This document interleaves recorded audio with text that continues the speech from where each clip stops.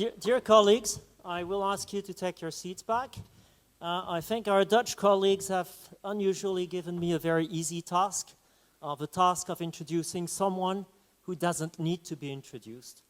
Well, of course, unless you have spent your holidays, your summer holidays in a caravan without any internet connection or access to newspaper, you don't know who he is. But otherwise, I'm sure that you all know the man who actually rescued the euro over the summer, and maybe even the European Union. And looking at the problems that we have now, maybe we should ask him whether he can work his magic moving to migration policy or climate change, because we have a number of issues to solve. But today, the chair of the Eurogroup and the Minister of Finance of the Netherlands has come to speak to us about auditing and the experience that they had here in the Netherlands. So without further ado, ladies and gentlemen, please welcome Jeroen Dijsselbloem.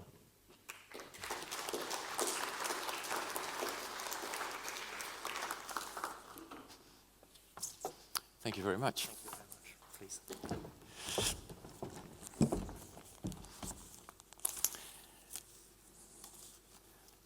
Ladies and gentlemen, thank you for coming to the Netherlands. Welcome. Very nice to be with you and be able to talk to you about challenges in your sector, in your work. Somewhere in the Roman Empire, there was once a jealous man who kept his wife locked up in the house, in order to prevent her from being unfaithful. The man placed several guards outside his house. Unfortunately, this didn't stop her. In fact, she cheated on her husband with the guards. Juvenal wrote this story in the 2nd century AD. Of course, he was writing satire. It was, in fact, a political message. He ended his story with an interesting question: who watches the watchman? And this question is still relevant now, today, 2,000 years later. Because over the past few years, auditors have had bad press. Many incidents that have involved financial statements which, despite receiving the stamp of approval from an audit firm, did not reflect the true state of affairs of the company, in the public and private sector, I might say. And these incidents are not limited to the big four audit firms. And as a politician, I can assure you there's nothing harder to win back is trust. Banks know about this, insurance companies have found out about this, and now audit firms know it too. And the situation is, in fact, I'm afraid to say, quite serious. If your seal of approval is questioned, the added value of your work itself is at stake. And with every new incident, it becomes more and more difficult for the public to determine which charts, figures, and results can be trusted. And of course, this is not what you want, this is not what we want. You want to represent a sector that is justly proud of its work. Your approval should not give any reason for doubt. It should be a byword for reliability and precision. If it's not, audit firms lose their raison d'être. If it's not, people will again start asking the age-old question, who watches the watchman? I think my point is clear. We all want to strengthen the quality of audits and restore trust in audit firms and auditors. In Europe, several measures have been taken to refocus audit firms on their main task, the quality of control. And of course, we still have a long way to go, and it will take quite long to restore confidence in every way. Let me highlight two measures in particular. Firstly, Europe has introduced a strict separation between audit and non-audit services, such as tax advice and other forms of consultancy. It emerged that many audit firms provided audit services to companies at the same time as providing advisory services. And this situation allows too much scope for conflicts of interest. And it provides scope for the last thing you need, doubt about your independence. Secondly, Europe has introduced mandatory rotation for audit firms, and in this way, auditors do not become one of the family. As of mid-2016, companies will in principle be required to switch to a different audit firm after 10 years. Ladies and gentlemen, in the Netherlands, the Authority of Financial Markets is the supervisory body responsible for overseeing audit firms. The AFM conducted an investigation into the quality of audits carried out by the Big Four audit firms. And this report appeared in September 2014. The AFM concluded that 45% of these reports were not up to standard. 45%. I realize that these are not all catastrophic mistakes. But imagining you bringing your car to a mechanic for a periodic inspection and he doesn't check the brakes. It doesn't necessarily mean the car won't brake anymore. The brakes may be fine. But it does mean that an essential part of the vehicle hasn't been checked and that the seal of approval is basically non-valuable. I should add that in the 2010 investigation, the percentage of audits which were not up to standard was even higher, with 52%. The improvement has been unacceptably small. Again, this was not a problem only at the Big Four accountancy firms. Small audit firms also showed insufficient quality. Dutch Parliament called on the sector to come up with proposals to improve the quality of audits. And the Netherlands Institutes of Chartered Accountants and the rest of the sector responded, submitting 53 proposals for improvement.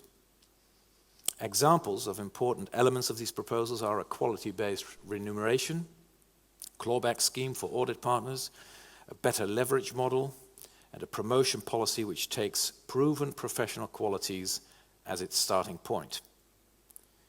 In addition to this set of proposals coming from the sector itself, I intend to take a number of legislative measures to improve the quality of audits. One of these is mandatory internal supervisory body, comparable to a supervisory board, because independent internal supervision may ensure that audit firms adopt a long-term policy. A policy aimed at integrity, independence, professional skills, and effectively changing the corporate culture. Moreover, members of the executive and supervisory boards at audit firms will have to pass a fit and proper test, because it is crucial that audit firms are run by people who have the right knowledge, professional qualities and competences, because we need real watchmen. Ladies and gentlemen, newer and stricter rules are necessary, and yet rules alone are not enough. Auditors also have to change their corporate culture, I think. It's not an easy task. Clear rules are necessary. You need a framework, and the EU has done that. The Netherlands has done that also. But the second step is now up to you. You need to take the necessary steps yourself. And I think professional organizations like yours can play a key role in helping audit firms adopt to this new mentality. For one thing, auditors need to act in the spirit of the law, as well as the letter. Auditors do not just work for their clients, they also have to act in the public interest. This requires an independent, prudent and precise mentality. With the combination of new rules and your willingness to win back the public's trust, I believe we can restore the reputation of audit firms. Changing a culture is difficult. It will not be done overnight. We can only do it step by step. Unfortunately, we are in a hurry. The Romans were also familiar with this challenge. Martial, the Roman author who lived around the same time as Juvenal, once wrote, "Divide the work and thus shorten it." So this is what we must do with the EU and the member states, professional organizations and the audit firms themselves, so people will again trust their watchmen. Thank you very much.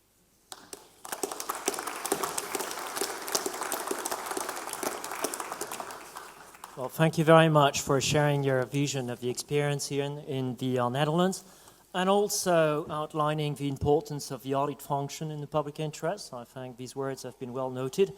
Do you have time to take a few questions? Absolutely, go ahead. Thank you very much. Well, I think you have the opportunity today of having the leaders of the European profession. You have in the room, I think, a representative of our 42 member bodies across Europe. And during this whole process, you've been talking with regulators, with the institute, with the public, with your colleague politicians. And I would very much like to know what are the lessons that you're drawing from this experience, and in particular for our member bodies, what is the message that you think you would like to give them? You mentioned the importance of their role. Can you elaborate a little bit on this, on the role of professional bodies?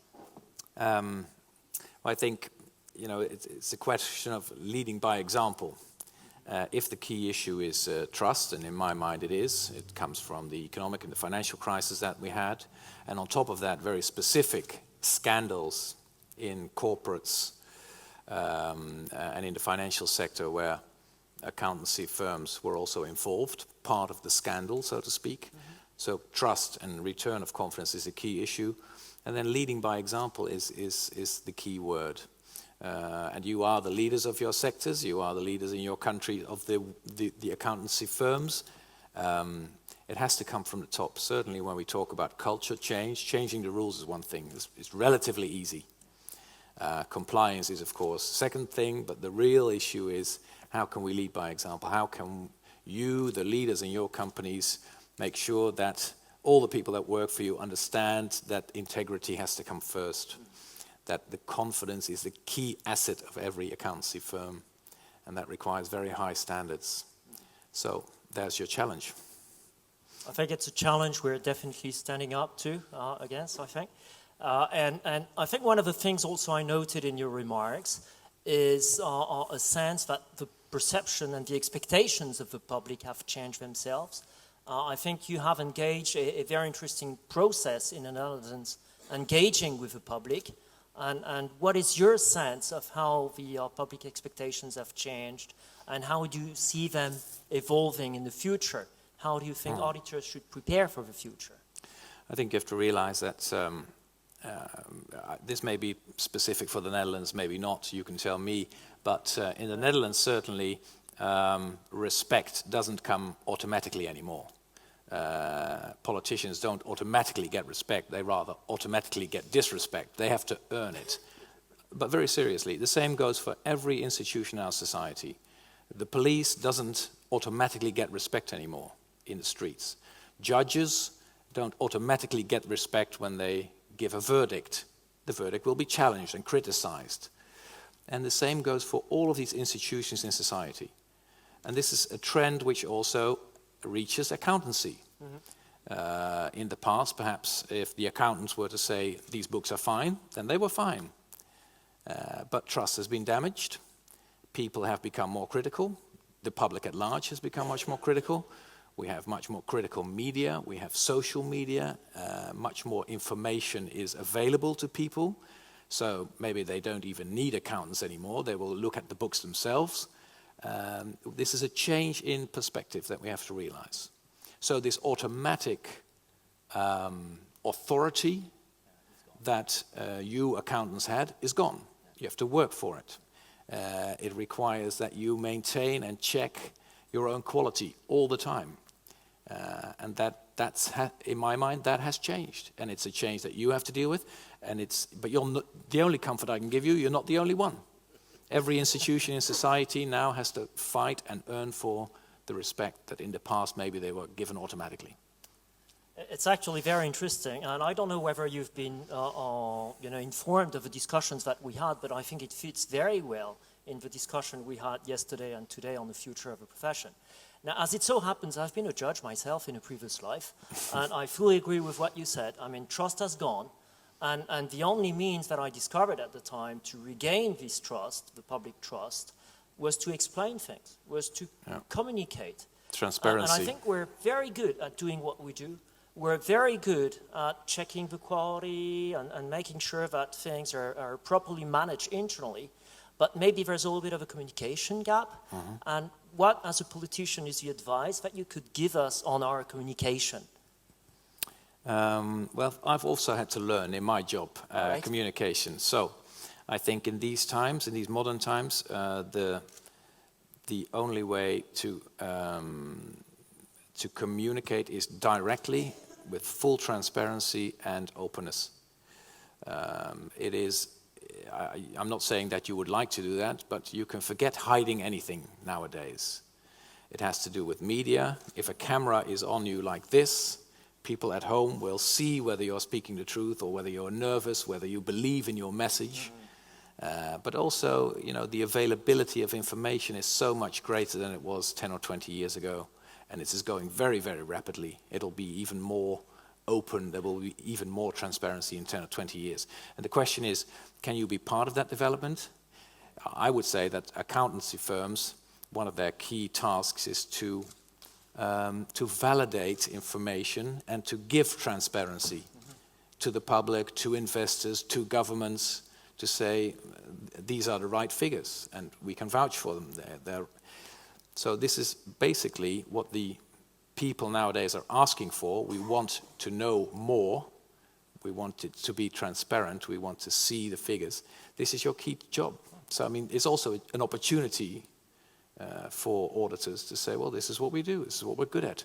We can help to give the public or the investors or governments all this extra information that people nowadays want. They have it. They demand it.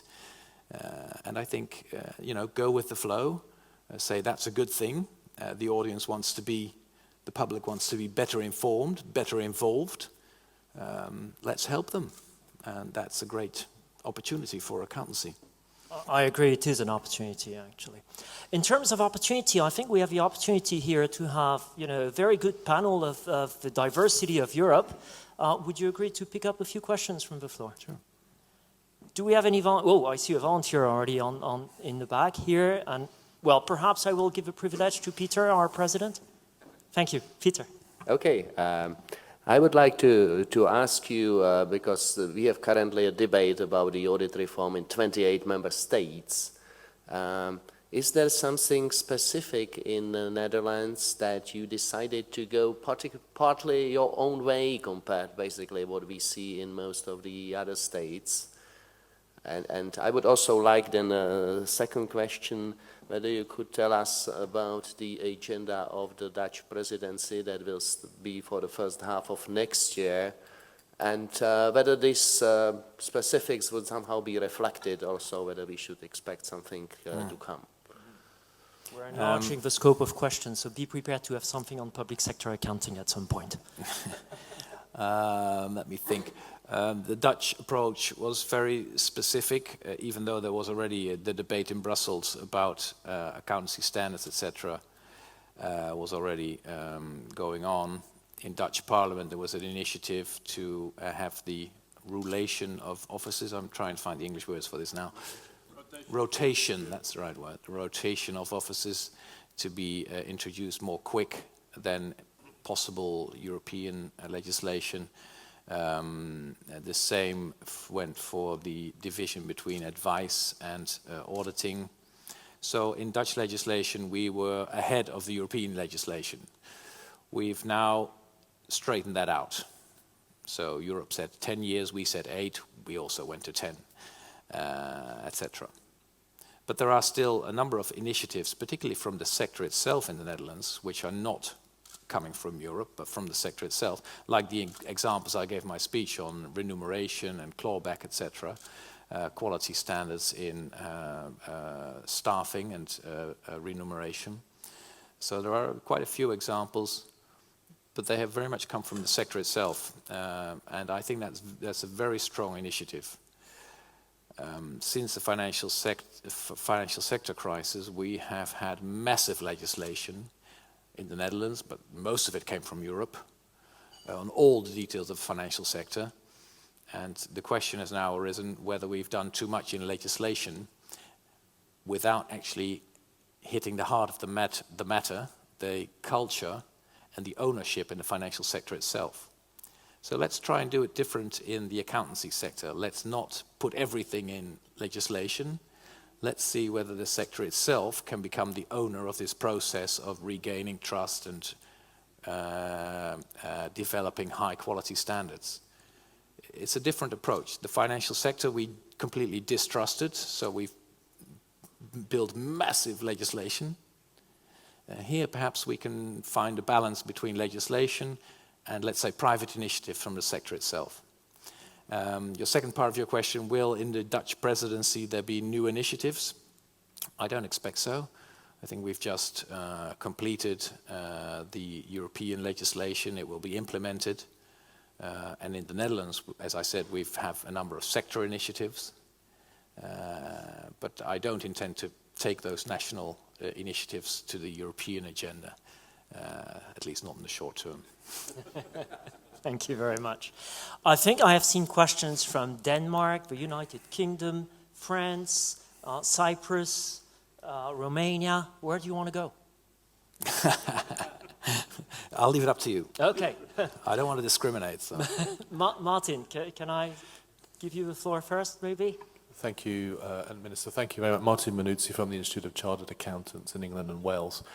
I'm going to ask you a question really which relates to the second part of your job title there, and also something that you mentioned in your first words, which were also some challenges for public sector as well as private. So I just wondered whether you see an opportunity for reform of government accounting and reporting as part of the economic governance challenge, which clearly we're used to seeing you on the television talking about, especially with the Eurozone crisis, but it's a broader one. What we know from a few countries is that they have moved to whole of government accounts, that's UK as well, which more accurately reflects the financial position, the liabilities in a long-term basis. But this isn't really central part of the European Union planning at the moment. But do you see an opportunity for that to come up the agenda a lot more to help that sort of reform agenda that obviously you're really a key part of? I guess you're right, it's not very high on our agenda because I don't have any immediate thoughts on it. But now that you've asked the question, I will certainly form an opinion on it. So thank you for triggering that process. So it's not on the agenda at the moment, as you know, but you may be right, maybe there is a good point for it. I suggest we continue moving north and maybe give the floor to Denmark. Thank you very much, Olivier. Morten Speitzer from actually the Nordic Federation and also a member of the FEE board. You mentioned culture a couple of times actually, and I think it's an important issue, and I do actually have a question here, as culture is a main, I would think, factor in ethical behavior. There's a close link in my view. So to what extent do you think that the legislators and or regulators may actually intervene in the culture of the firms? I think that the culture of an organization is very difficult. Many books have been written about it. There are two things that I know for sure. Part of it is inside, part of it does come from the outside. Yes, organizations can be very alert on their internal culture. They can organize a process of being continuously alert of what is our culture. Do we have the right moral standards? Do we uphold them? How do we keep them alive? How do we change them in changing circumstances, etc.? But you will have to deal with the outside world also. And part of the outside world is legislation. And I think some legislation will draw a very clear line. This is as far as you certainly can go. My hesitation with legislation is always that once you say this is the ultimate line, you can never cross that, this is the law, that very often in the private sector everyone thinks, okay, this is where we should go and this is where we should be, as close as possible. And I don't think that's the right approach at all. So that's why even, you need strict rules, they need to be clear, they need to be watched over. But even within those rules there are many choices to make. And you have to find your own balance in how close do I actually want to get to that legislation. And I always like corporates who tell me, I'm not interested in the law at all, because we have our own standards which keep us far away from that legal boundary. We have our own moral compass which tells us this is the right way to go, and we'll never hit that legislative red line. I hope that's an answer to your question. But so legislation does matter, but please don't make that your standard. Thank you very much for that. Would you actually agree to move down south a little bit, go to another island? I would. I think we've paid enough attention to the outs now. We can now go to the Eurozone countries. No, I'm just kidding. George Osborne, the British minister, George Osborne, always says you must pay more attention to the outs. So we did. So we started with that. Well, let's move to the Eurozone then. And maybe a country and an island again that you know. Sure. Cyprus. Absolutely. Thank you, Mr. Minister, for your presence here and for enlightening information. It is true, and I agree with you, that the various failures in the recent years caused a shortage of trust on the profession and of the auditors per se. This has been reflected, though, through the European Directive in 2006 by the establishment of the public oversight boards. So we've got a watchman watching the watchman now. So my question is, what is the role of the state with regards to the supervision and the oversight of the bodies and the auditors? Well, both the auditors and their overseers work within a legal framework. And here, of course, the state comes in and democratic processes come in to build that framework. I think as a politician, I can go a little further, and I can also challenge you or invite you to go into more far-reaching ambition in terms of standards, of corporate standards, moral standards, etc. So the state and our democratic bodies decide on the legal frameworks. But as I just said, I think there is more than just respecting the law. There should be a stronger responsibility. My view of accountancy is that you give the assurances to many different stakeholders in society to take the next step. This is economically crucial. How could I invest if I didn't know what I'm investing in? And I have to trust your work.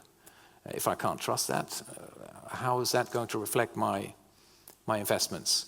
But the same would go for the public at large. The same would go for governments. They need, public spending in public or semi-public institutions is at a very high level in Europe, and I'm proud of that. I think we have a great social model. But every time I ask the taxpayer to contribute to our social model, I need to be able to understand, to explain to the taxpayer, we are spending our money wisely. You can trust that. But the only way I can say that if accountants have done their work. So it's more than just the legal issues and the legal rules. It's also about this big issue of high expectations that we have and that you as accountants have to deal with. I think you talked about taxpayers, and I'm sorry I can't resist the opportunity of asking a question in relation to the amount of transparency we provide on the way taxpayers' money is being used. And just to take an illustrative example, I think there was some debate over the summer, at least in the accountancy community, on how the sovereign debt of a certain country you were being very busy with was being measured. And it was quite amazing to see that some would put it at almost 200% of the GDP, and other measures would put it near 20% of the GDP in terms of net debt. So has the matter of public sector accounting been discussed in the Eurogroup?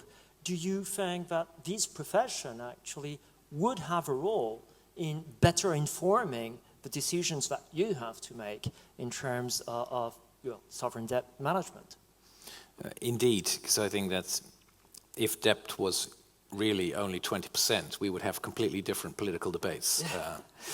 But we have to go, for now at least, with the figures that Eurostat provides, and they tell us that the Greek debt is much higher. So no, there has not been a lot of debate about the figures or the estimates. There has been discussion about how sustainable the figure is between Europe and the IMF and between European institutions. And that's still going to be a key issue in October, November, when we return to the issue of debt sustainability. But no, there has not been an in-depth discussion on the quality of that figure. We presume that what Eurostat tells us is correct. Indeed, but I think we would encourage our Eurogroup to also look at the tools that are being used for the measurement, because I think it shapes the debate in a sense. It would indeed. I think accountants can come up with plenty of questions, and you will stop me when you want to stop me, of course, but I think we still have France and Romania on my list, so maybe we can take a question from France? Yes, please. Thank you very much. Thank Mireille? you. Yeah, thank you. First of all, thank you for your advices and your challenges advices. I think it makes us move. I have a question in relation with the banking union. You mentioned banks, and this morning we mentioned the future of the profession. With the banking union unfolding, how do you think the profession can help? And do you think there is a room for improving or increasing our relationship with the banking supervisors? That last part I cannot answer because I don't know how well your relation now is. But we've started the banking union quite quickly and yet too late. Quite quickly that I think we took less than 2 years to build the whole banking union in terms of legislation. From the moment the government leaders said we will have a banking union, but they should have decided that maybe 3, 4, 5 years earlier. So it took us in Europe quite long to deal with the banks. Anyway, we have the banking union now, we've started, but it is far from complete. And I've told my colleagues also in the ECOFIN Eurogroup, yes, we're up and running, and yes, it is already helping the economic recovery. I'm convinced of that. Yet it's far from complete. To give you an example, the ECB has made an analysis of many national differences and discretions and differences in legislation, which all reflect in the bank's balance sheet. And they've come up with a list of 150 national discretions. Now here we need your help, because we need to have figures that are comparable, so they need to be standardized. Then we, on the basis of proposals by the ECB and the Commission, need to standardize the norms. But making sense of all these differences still in our bank's balance sheets between countries and inside countries is still a lot of work to do. And I think we need to sort that out, because how can I be absolutely sure that our banks are healthy if there are 150 different standards, 150 different legislative definitions creeping into the bank balance sheets? So we need to standardize it, harmonize it, make it comparable. We couldn't do it without good auditors. Thank you very much. Can we go back 1 second outside of the Eurozone now for a moment? And I think I've seen a question from Romania and a question from Poland. Okay. Maybe those are the last 2 ones. Is that, all right. Is that okay? Thank you very much for taking these 2 last. Thank you. Florian, do you want to go? Yeah, Florin Toma from the Institute of Chartered Accountants in Romania. In Europe, we do have in the market a structure which contains a few big firms and a lot of small accounting and auditing firms. First question is, do you think that small firms can cope with the same sort of requirements as the big ones? And considering this and in this context, do you think there is a need, and what kind of measures or change in measures should be put in for the small firms? Thank you. Right. I can't answer the second question because it's too open. But I'll answer the first one. Yes, I do think there is a difference between the very large companies and the many smaller ones, and I think we should distinguish in the rules and regulations and the requirements that we put upon them. I told you about the national legislation and the initiatives from the sector in the Netherlands. They distinguish also between the larger accountancy firms on how their governance structure should be designed, for example, and the smaller ones. You cannot expect a very small accountancy, a firm who only has a handful of people in their office, to have a supervisory board of the same size. that will be overshoot. So yes, there is a good reason to distinguish. We are now taking our last question. Christoph from Poland, if you want to ask the last question, and you will have an opportunity to use it to conclude. Yes, I'm very delighted hearing that Dutch regulator understand the balance between the legislation and self-governing activity of our profession. Is it possible during coming Dutch presidency to promote this attitude among the member states? Because some member states fails and are sure that legislation is the solution, is the only solution. I personally think that legislation is never the only solution, because in the end, and people who understand the financial sector, for example, much better than I do, have told me you can legislate as much as you want. The financial sector will always find a way, if they want to, around the legislation to find a new innovative way to fool the supervisor, etc.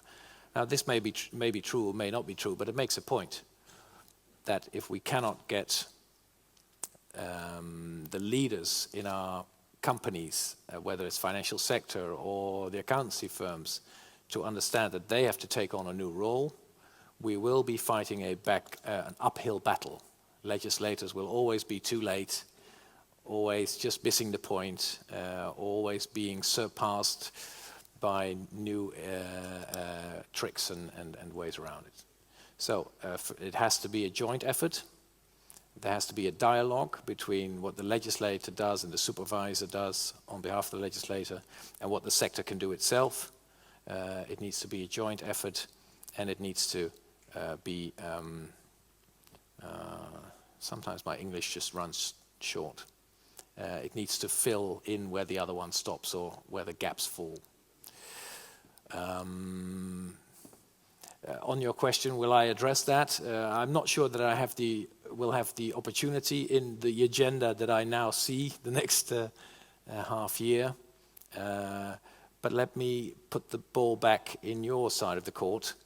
It very much depends on what you are the leaders in your sectors, what you take in terms of initiative to credibly be able to say to the politicians, you don't have to legislate, this is what we're doing. We are raising our quality standards, we are making sure that we do the right thing, we are accountable, we are transparent. And the more you take the initiative, the more you are in the lead in this debate, the less politicians and legislators have to do. I think this is a wonderful conclusion, actually, and I would really like to thank you for these last words. I think indeed legislation is not the only answer. It's all about integrity and cooperation. That's very much aligned with what we at FE have been discussing. So thank you very much for the inspirational speech and debate that you have given us. On behalf of all the room, thank you very much. Thank you very much.